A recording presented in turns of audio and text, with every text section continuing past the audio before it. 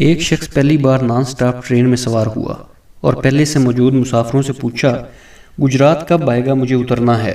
मुसाफिरों ने बताया, भाई ये नॉन स्टॉप ट्रेन है, गुजरात में नहीं रुकती। गुजरात से गुजरेगी ज़रूर मगर रुकेगी नहीं। ये सुनकर वो घबरा गया। साथ बैठे मुसाफिरों ने कहा, घबराओ नहीं, गुजरात में रोज़ ये ट्रेन आहिस्ता हो जाती है। तुम एक काम करना, जैसे ही ट्रेन आहिस्ता हो तो तुम जल्दी से ट्रेन से उतर जाना और आगे की तरफ बिना रुके दौड़ते हुए कुछ दूर जाना जिस तरफ ट्रेन जा रही हो। इस तरफ ही दौड़ना तो तुम गिरोगे नहीं। गुजरात आने से पहले ही मुसाफिरों ने उसे गेट पर खड़ा कर दिया।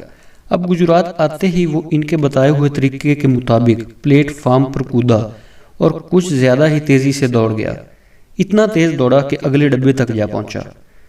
इस दूसरे डब्बे के मुसाफिरों में किसी ने इसका हाथ पकड़ा तो किसी ने शर्ट पकड़ी और इसको खींचकर ट्रेन में दोबारा चढ़ा लिया।